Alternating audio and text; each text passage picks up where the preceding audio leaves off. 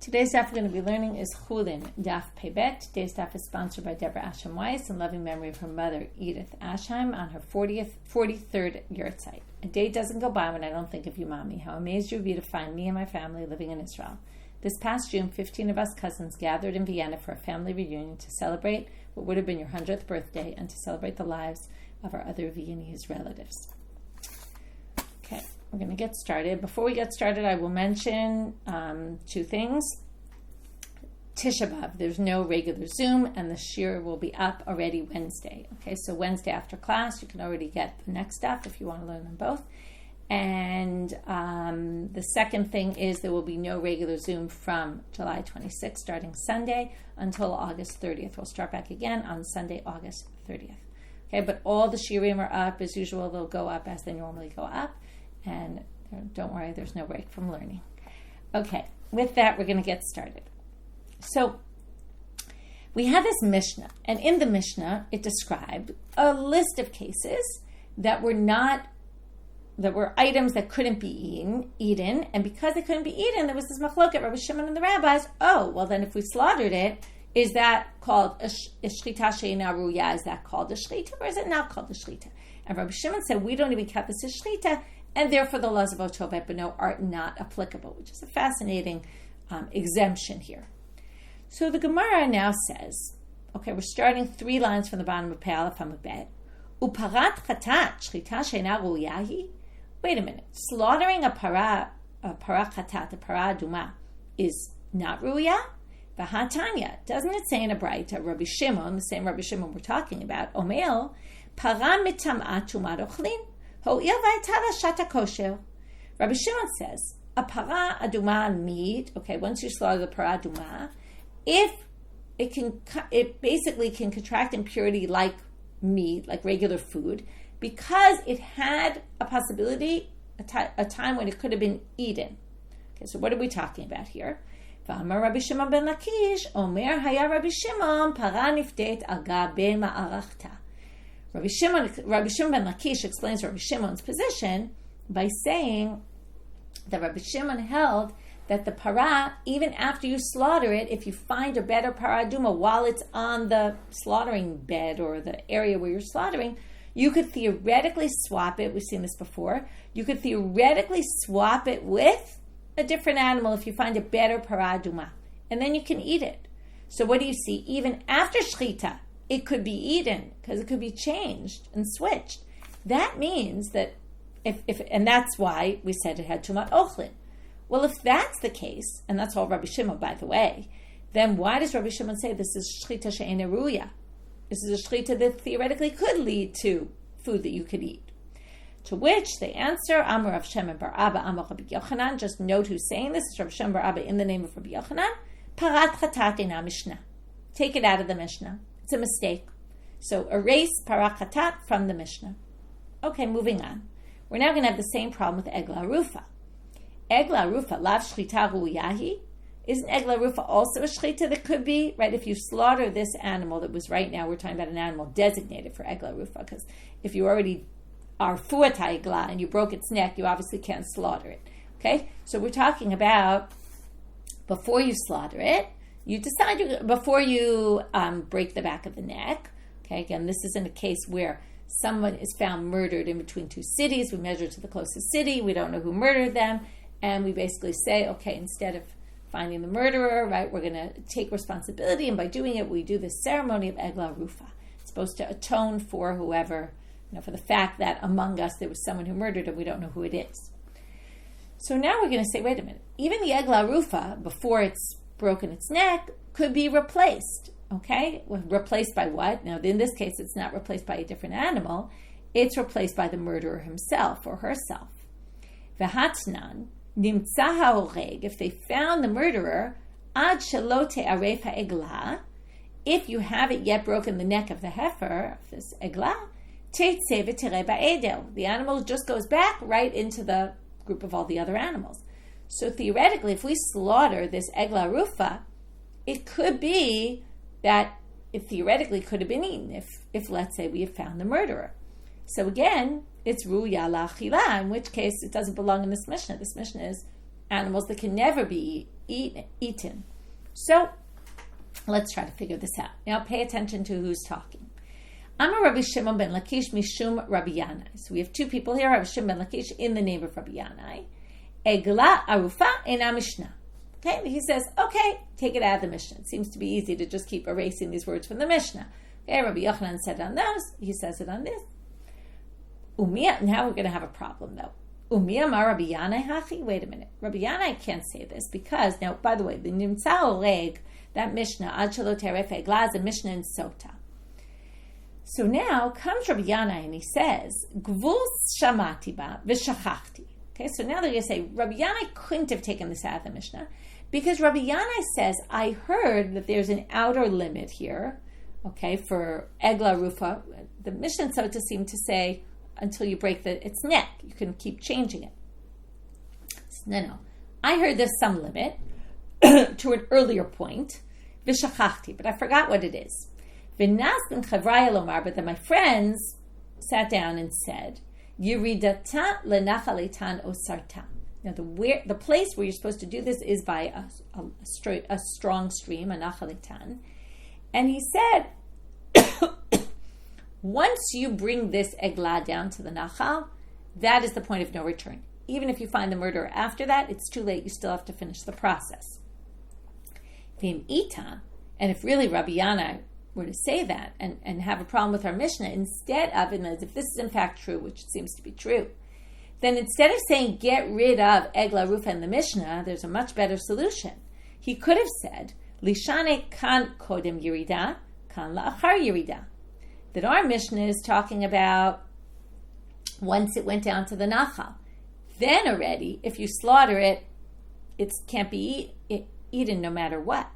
Whereas the Mishnah in Sota must have been talking about before you brought it to Nachalitan, and that's when you could have switched it, and then he would have had a much better solution than to say, take it out of the Mishnah. So it doesn't make sense that that's what he'd be saying. It doesn't make sense that he would take it out of the Mishnah instead of resolving it in this much better manner. So we're going to try again. So it wasn't Rabbi Yanai who said it. That's why I said pay attention to who's speaking. It was Rish Lakish in the name of Rabbi Yanai. So now we're going to see the second answer. Amar Rav Pinchas Berei de Rav Ami. Ana mishmei de Rabbi Shimon ben Lakish matninan la. It wasn't Rish Lakish said in the name of Rabbi Yanai. Rish Lakish said it himself. That's the version we have. Egla Rufa ain't a Mishnah. And he said, Egla Rufa, take out of the Mishnah. But that's going to also be a problem based on something Rish Lakish said. Amar Rav Ashi, ki avina be Rav Papi kashelan. When I was in the Beit Midrash of Rav Papi, they asked us the following question: Mi Amar Rabbi Shimon ben Lakish hachi? Could Rish Lakish have said this? Now we're going to do the same kind of thing. V'ha itmar, wasn't it said? We're going to jump topics for a minute. Tzipore mitzora me'ematai ne'esarim. There's birds that you use for the purification process of the leper. If you remember, we slaughter one, we let the other one go free. Right? We dip the bird in the blood of the first one, and then we let it go free with a few other things. But anyway, the point is, when you set aside these birds, at what point do they become forbidden? Meaning, right, they're forbidden to benefit from, they're designated for this completely, right, and you can't do anything with them. Rabbi Yochanan amar mishat shchita. Rabbi Yochanan says, when you slaughter them. Rabbi Shimon ben Lakish amar mishat lakicha. Rish Lakish says, from when you purchase them. When you either purchase or take them and say, I'm using this for the mitzvah, from the first moment, basically, that you designate them. Okay, what does that have to do with anything? Because we're talking about Egla Rufa, not the birds of the leper. V'amrinan, and they say there, my time at Rabbi Shimon ben Lakish, what's his reason? What's the basis for his opinion? Gamar kicha me Egla Rufa. By the birds, it says v'lakach. Let me tell her, lakach. That's kicha is the root to take, and by Egla Rufa it says v'lakhu ziknei ha'ir. They take the Egla. So same word there, same word there. From there we learn. Now they don't spell it out, and actually Rashi says it's a little different than you would think.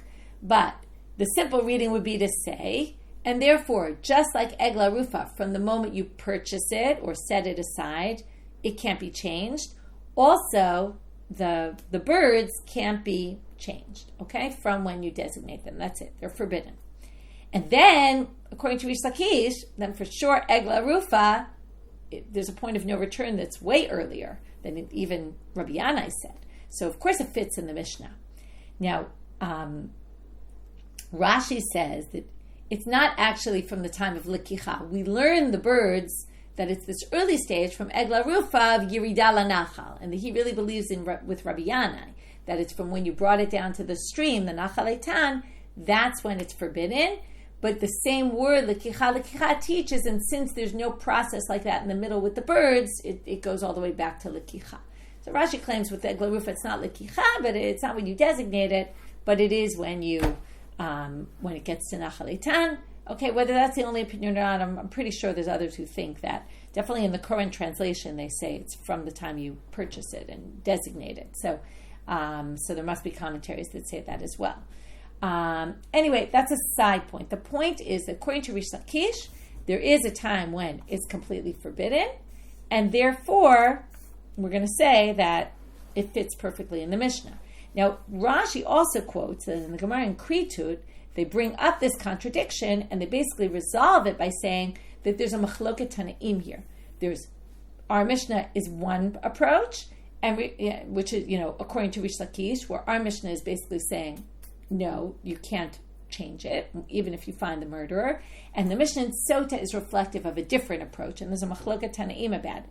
And each Mishnah reflects a different Tanaitic opinion.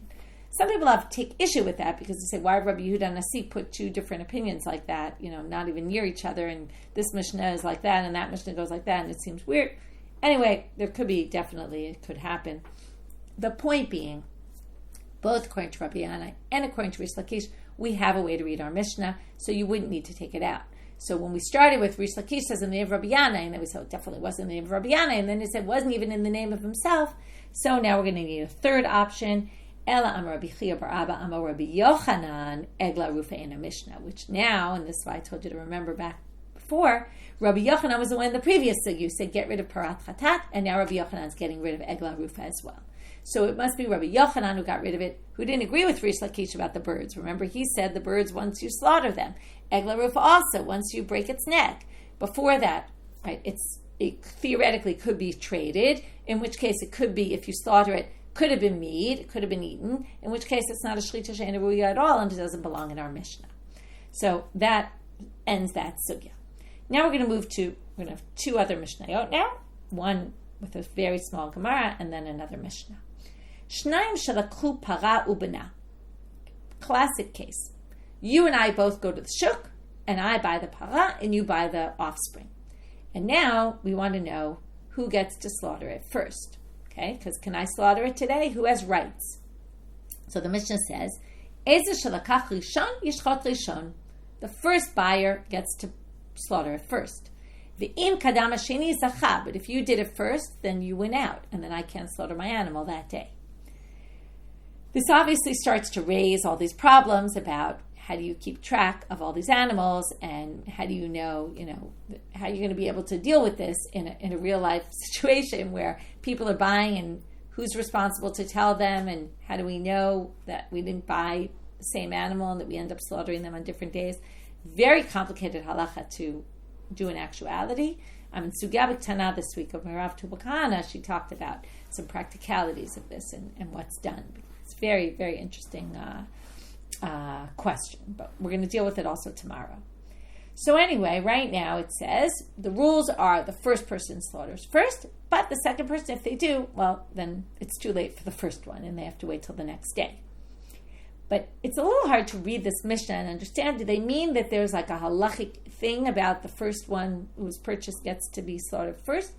So comes Rav Yosef and says, I'm Rav Yosef li'inyan dina t'nan. This whole Mishnah is just din, meaning it's not a halacha. It's not like there's some rule. Okay, whoever buys it first, they're the ones who get to do it. Okay? But it's if we have an argument, if the two of us are arguing, and I want to slaughter my animal, and you say, I want to slaughter my animal, we start fighting about it, and we go to a court, then the court comes and tells us that's the way the court's going to determine who wins. But it's only if we're having a debate about it. It's not like there's a halachic issue as to who's supposed to do it first. Anyone can do it first. It's completely arbitrary. Doesn't matter at all. It's just that if we get into a fight and we need to decide, the court needs some sort of principle on which to go by. So this is the principle that's going to guide the court. Tana, now we're going to have a braita that kind of shows this. Im kadam hasheni hareza zariz v'niskal. If the second one does it first, slaughters first, he's considered zariz, quick, okay, and niskar, and he gets rewarded. Okay, what do these two things mean? Zariz, dilo avadi surah. Okay, it was zariz because he was quick, he didn't transgress a prohibition. Because if he waited, maybe the other person would have slaughtered, and then he would have slaughtered, and he would have ended up committing a crime of otov et beno. And niskar dekazal bisra, because now he gets to eat his meat. So he gets rewarded because he now can eat his meat, because he slaughtered his animal today as opposed to having to wait till tomorrow. So here you see that it doesn't really matter who does it first. Either one can do it first. It's just, if there's a fight, that's how we determine. Okay, new Mishnah. Now we're going to have some interesting cases. Shachat para v'achar kach shnei baneha. So if you slaughter an animal, and then you slaughter two offspring of it on the same day. So obviously, each time you slaughter an offspring, you're transgressing. Otov et beno, and sofeg shmonim. You're going to get 80 lashes instead of 40. Because each time you transgressed you transgress the same prohibition, but in two different acts, with two different animals. Shachat shnei baneha, v'achar kach shachata. But what if you slaughter both the sons first, and then you slaughter the mother? So feget ha'arba'im. You're going to get only 40, because there was only one act of isur, right? You slaughtered one animal. Now, it's true that it was otov et beno with that one and otov et beno with that one, but it was only one animal. Okay, wait, the cases are going to get more complex. Shachata ve'et bita ve'et bat bita sofeg shmonim. You slaughter an animal, then you slaughter its daughter, and then you slaughter its granddaughter. Now, when you slaughter the daughter, you did otov et beno. When you slaughter the granddaughter, you did otov et beno, but it was a different mother, right? There's three generations. So first it was grandmother, mother, then it's granddaughter with its mother. Okay? So because of that, each time it was a completely different prohibition of otov et beno. One time when you slaughtered the mother, right, the daughter, she functioned as the daughter. In the next case, she was the mother with her daughter. So you're going to get shmonim, sofeg shmonim. Shechata ve'et bat bita. But what if you slaughter generation 1 and generation 3? Grandmother, granddaughter. And then, achar kach shachat bita. Now you slaughter, this is the interesting case. Now you slaughter the middle generation. You've now committed otov et beno in one act, but two completely different otov et benos. Because compared to her mother, she's the offspring, and compared to her daughter, she's the mother. So in this case, we're going to have a machloket. So fegetar, that's why it's interesting, because we're going to have two approaches here. So fegetar arba'im, because it's only one act. One act of slaughter, you're over on otov et beno in two different ways, with two different animals, but it's still one act. Sumchus omer mishum Rabbi Meir sofeg shmonim. Sumchus, in the name of Rabbi Meir, disagrees and says you get 80 here. Because it's, okay, even though in the first case with the two sons, you only get 40, because that's going all in one direction. Here it's two completely different, both it's related to two different animals, and also each animal, right, it's the one animal you slaughtered is both functioning as the mother and functioning as the daughter.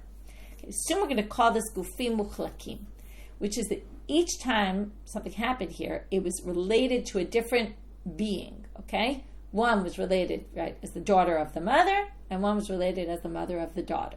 So there's two different actions going on with two different beings, okay? Generally, gufim muchlakim is going to be when it's live beings, okay? We're talking about, now it happened they were dead here, but they were live just before, and the relationship has to do with these two gufim muchlakim. Just keep that in mind. We're going to talk about it in a bit.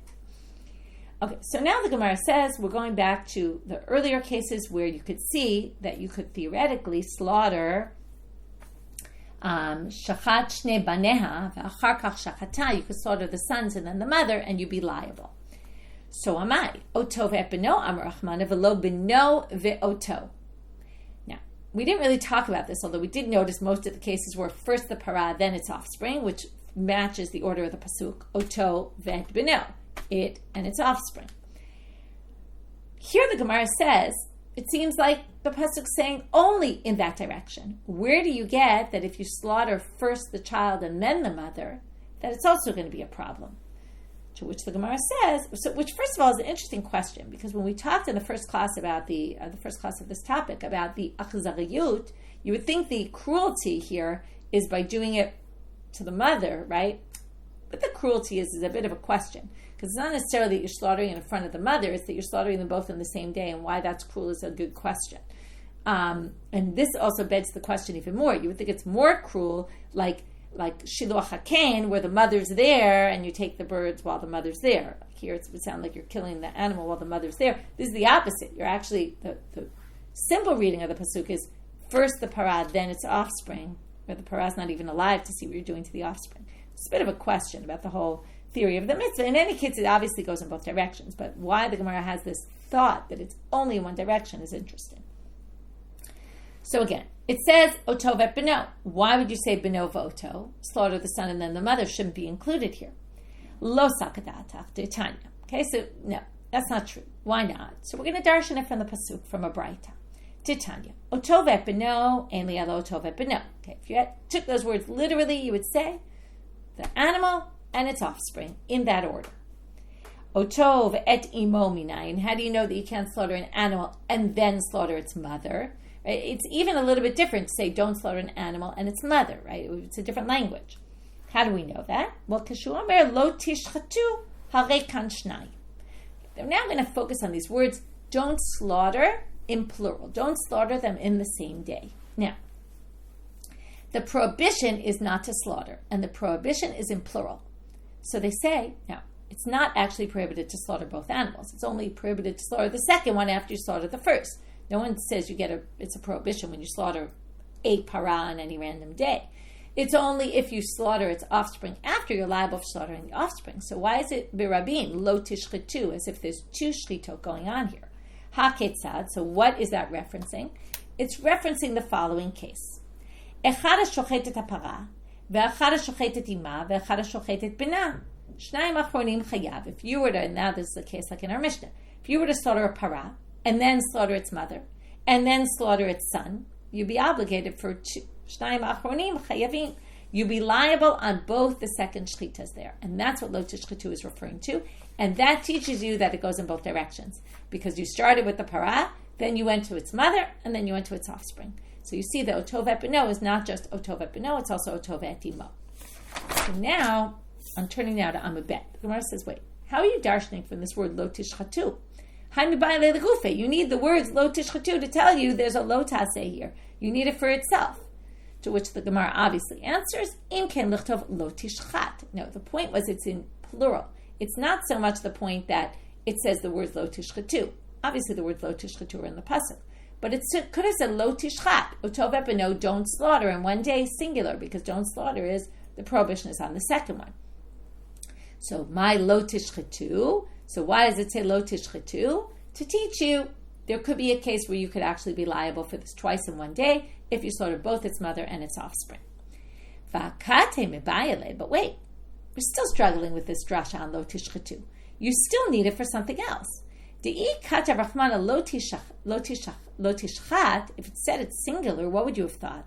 If you see a pasuk that says don't slaughter, or tovet but no, don't slaughter on one day, you would think that what's the prohibition? I can slaughter both a mother and its offspring in one day. But, right, havamina chad in, if it was just me, I can't slaughter them both. But shrei lo. Okay, talking about what we said before, how difficult this is to deal with in the shuk, right? This prohibition applies to two people as well, meaning if you slaughter the mother, I can't slaughter the offspring. And that's why it says tishchetu, because there's two people here, potentially two people.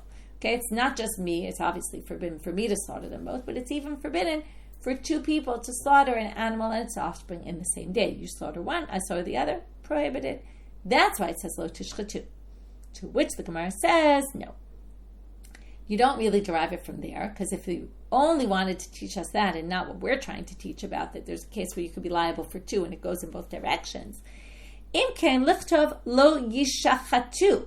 It shouldn't be slaughtered on the same day.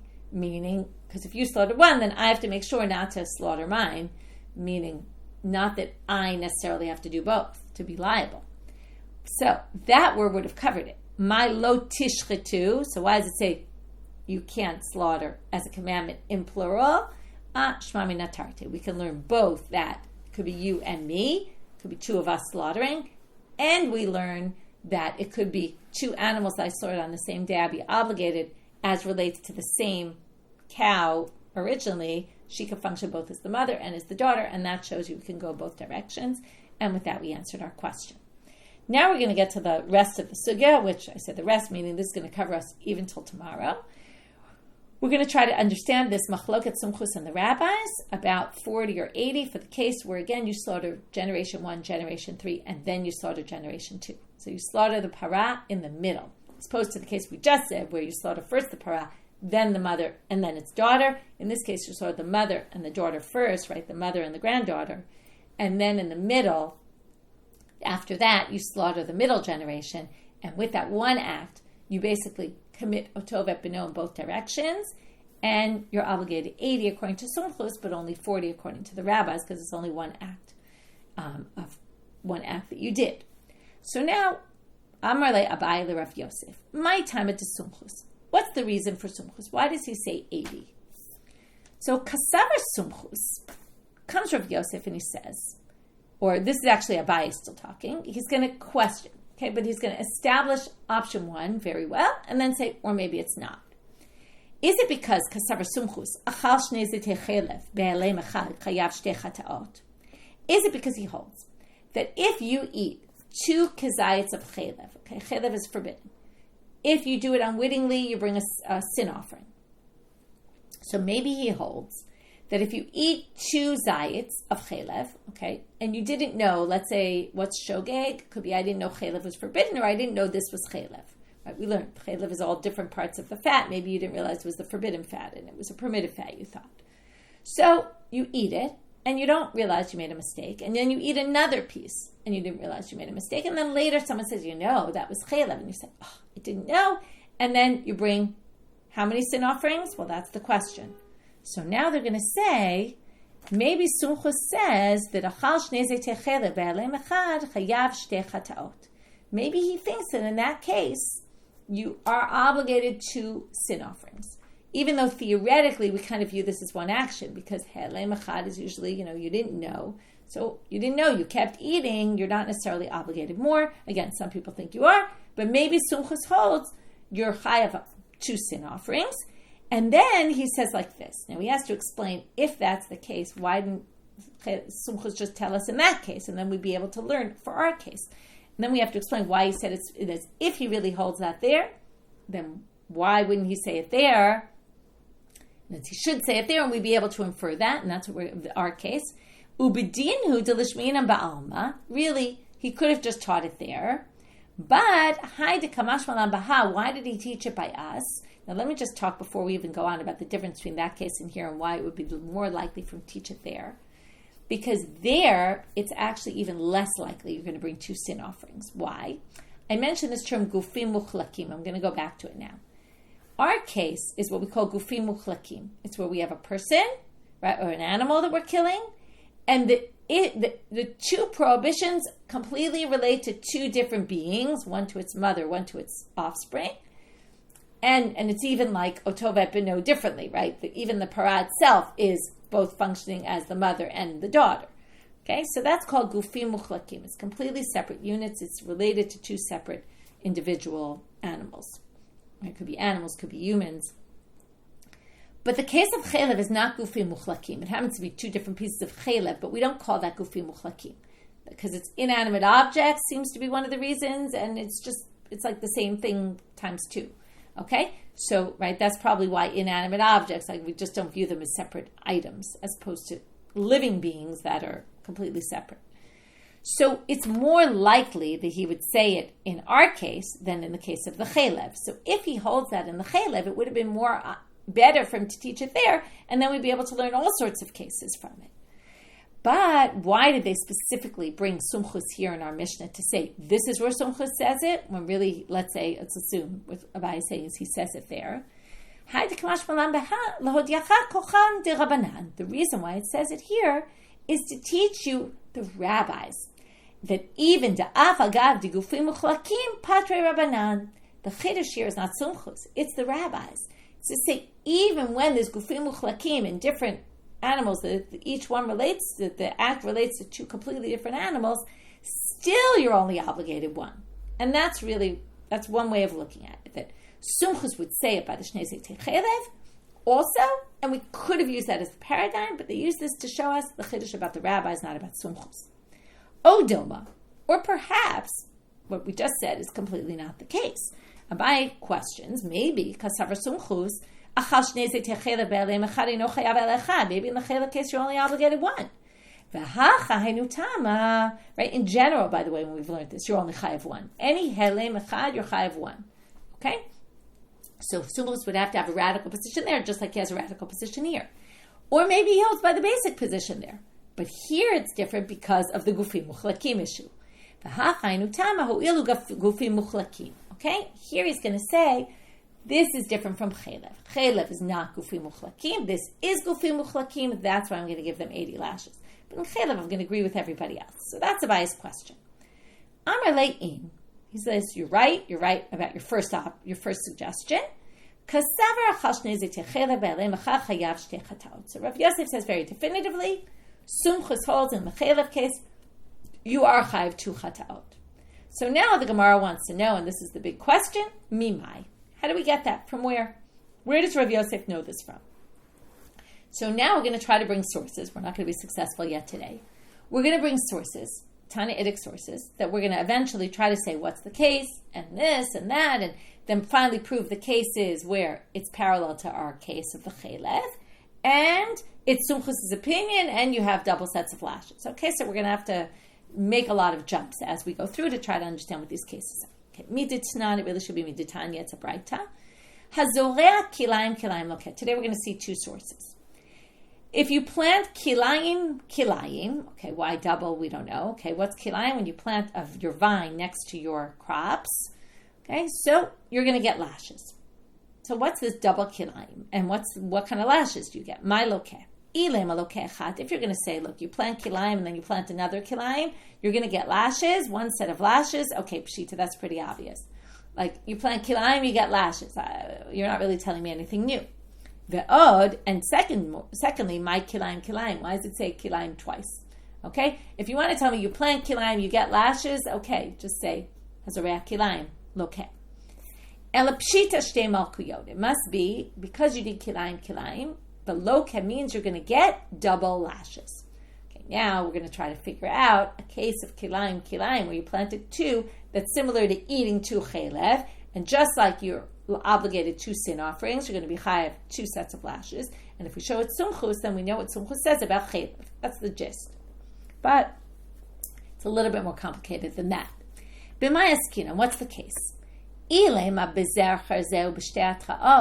If this braita is trying to tell us that you did one, you planted kilayim, and you were warned first, don't plant like that because it's too close and that's kilayim, and you did it anyway, and then they warned you again and you did it anyway, well, of course you're going to get 2 sets of lashes. I don't need this braita to tell me it because it's said in an explicit Mishnah. Okay, I'm going to stop here for a second and just mention that some of the commentaries say that's not even a question. Braitot often repeat things mentioned in Mishnah. In other words, the question is, how could you have that in a braita when it already says it in a Mishnah? But we've seen this a million times, that braitot say the exact same thing as in the Mishnah, and nobody ever questions it. So it's a bit of a weird question. But I'll put that question aside, but we're going with the Gemara, which seems to think that this is a problem.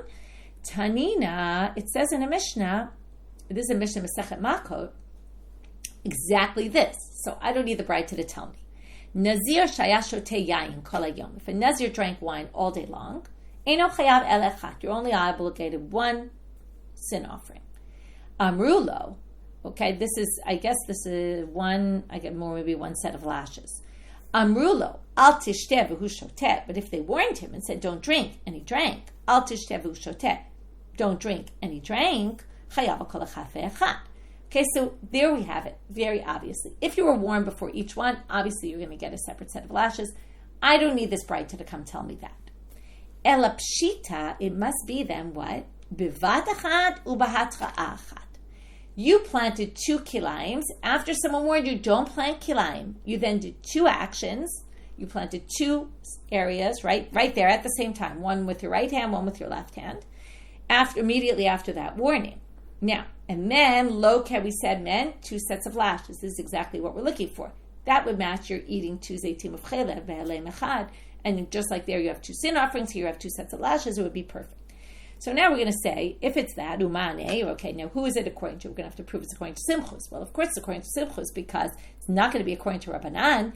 Ilema Rabbanan, duplique ele de Simchus. If you're going to say it's going to match the rabbis, who in our case thought it was only 40, hashtu mahatam gufim muchlakim patre Rabbanan. In the case where we have gufim muchlakim in the animal case, where again, it's 2 completely different prohibitions with 2 different animals entirely, and yet the rabbi said you're only chayav 1.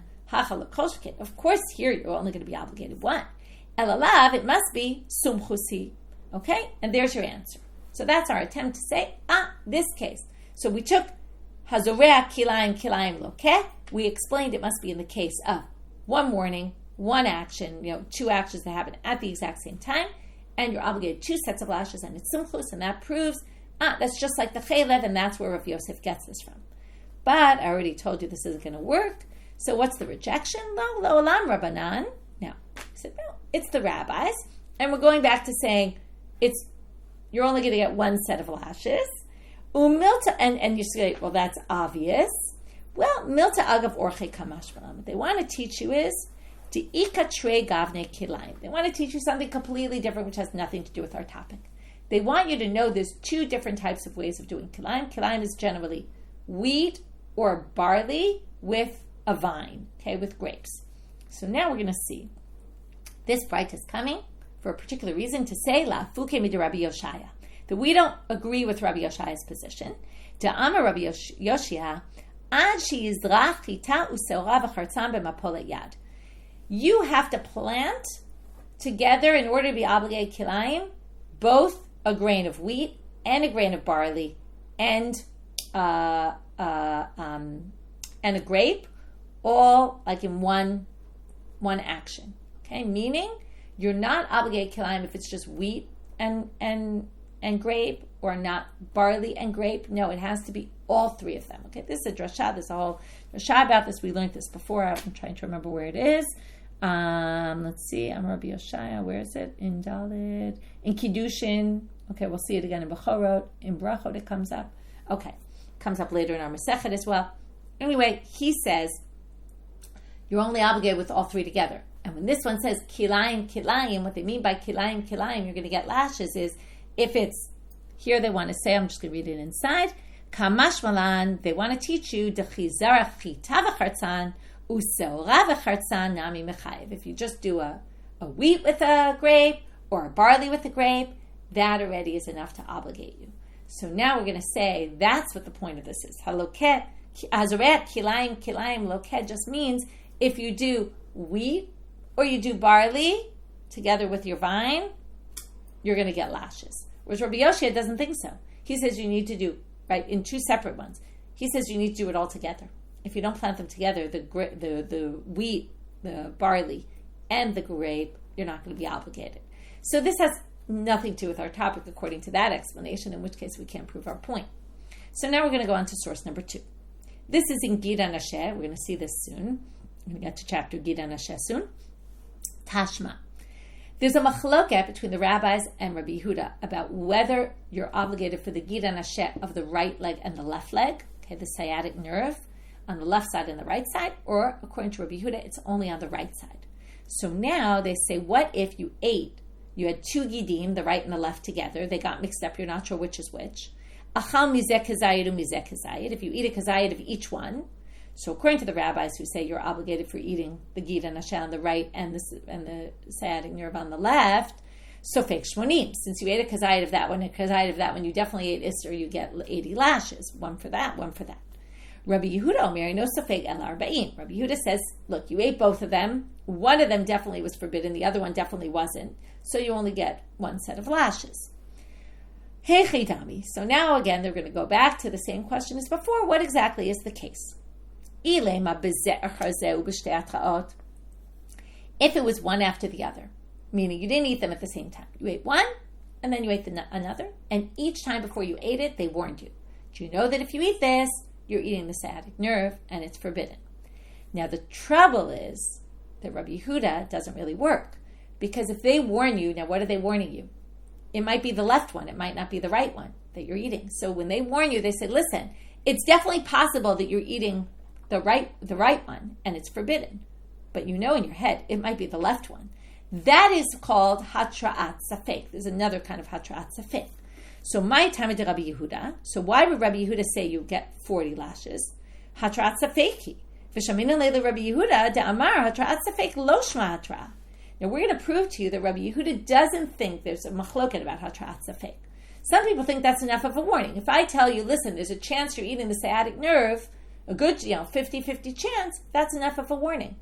Other people say, no, that's completely not a warning, because a warning needs to be, do you know that you're about to do something wrong? I'm not necessarily about to do something wrong, so I don't have to take it so seriously. We don't call that a warning. So you can't get punished from that at all. Now, Rabbi Yehuda says you get 40. It's true he didn't say 80, but he should have said 0, according to his theory. Because if it's Bezer Charzeh, and there was a warning in between each warning was an invalid warning, because that's not a good warning. That's a Hatra'at Safek. Now, how do we know Rabbi Yehuda holds Hatra'at Safek is not a warning? Because of the following. So we keep getting these other sources along the way. Tanya. Here we have a case where someone's not sure who their father is.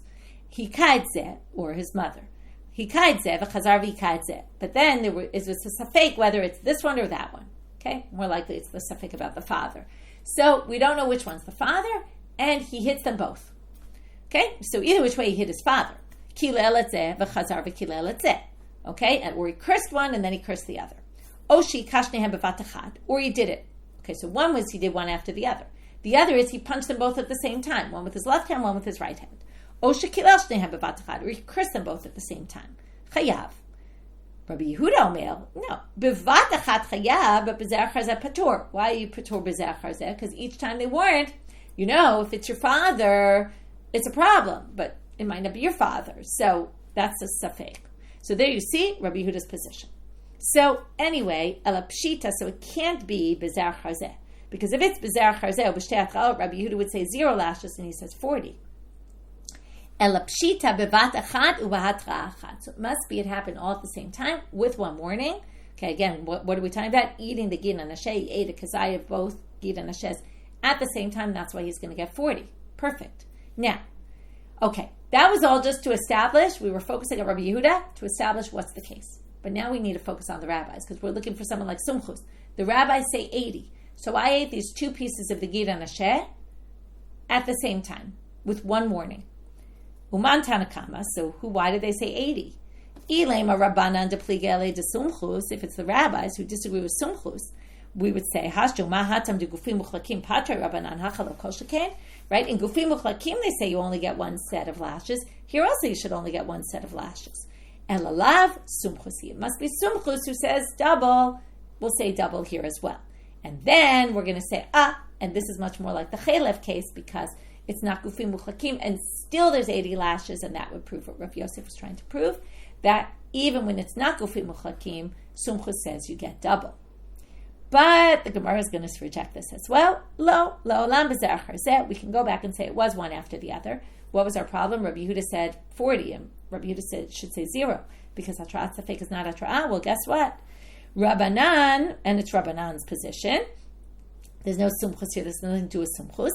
There's some alternative position of Rabbi Yehuda. The Rabbi Yehuda holds, some other source has Rabbi Yehuda holding the opposite. Hatra'at Safek is Hatra'ah. And that's why it was Bezer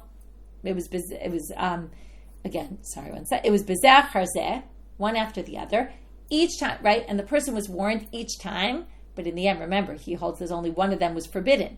So he's going to get one set of lashes here. It's different for the Nazir. The Nazir was, every time he did it, he did a prohibition. Here, according to Rabbi Yehuda, only one of the gids is asur. Each time he got a warning. A Hatra'at Safek works according to this interpretation, and that's why he's going to get 40 lashes, because in the end, he ate one gid. Okay? That was forbidden. So, and he ate 2 gidim, but only one was forbidden. So we'll get 40 lashes. Now, how do we know that Rabbi Yehuda holds Hatra'at Safek is Hatra'ah? Where's the opinion? As we saw already in the hitting the father, that Rabbi Yehuda has his position, we don't keep, right? Hatra'at Safek is not Hatra'ah. Now, what you have to say here is there were 2 different traditions about what Rabbi Yehuda held. And this source that we're trying to now explain to say this doesn't help us at all with what we're looking for, because it's not sumchus, has nothing to do with sumchus, is because we can read this according to the other version of Rabbi Yehuda. To understand Rabbi Yehuda's position, we're going to wait till tomorrow, but it's going to come from the Isur. I'll just read the words. Zitanya lo totiru mimenu aboker v'anotar mimenu aboker ba'esh tisrofu. We're going to learn it from the laws of notar. There's going to be Hatra'at Safek, because if we say you can't leave it over till the morning, and let's say I don't eat it right now, and I get warned, if you don't eat it, you're going to get punished, but that's Hatra'at Safek, because I still have the rest of the night, or till the morning, or whatever it might be, depending on which case it is of notar. But the point is, the warning has to be right up against when you do the action. There's no action here, right? That's Hatra'at Safek also, because the warning, it's not clear that I'm going to definitely transgress it in the next minute, because I might not eat now, but if I eat it in 2 hours, I'm still good. So that's Hatra'at Safek also. So with that, we end. Let's go back and review our daf. So we started with the 2 cases that we want to get rid of in the Mishnah, Parach Hatat and the Egla Rufa. The Parach Hatat we really got rid of. The Egla Rufa, we saw some different interpretations where it could stay in, but we ended up with saying Rabbi Yochanan takes it out. He doesn't agree with those other interpretations that the Egla Rufa could potentially be eaten at some point. He thinks it could be eaten, and that's why he takes it out. The other opinions think, no, it can't ever be eaten because you can't trade it, or at least at some early point you can't. Then we got to the order that the court's going to decide if we have a fight over who gets to shech the para first, the para or the offspring, and it goes by whoever bought it first.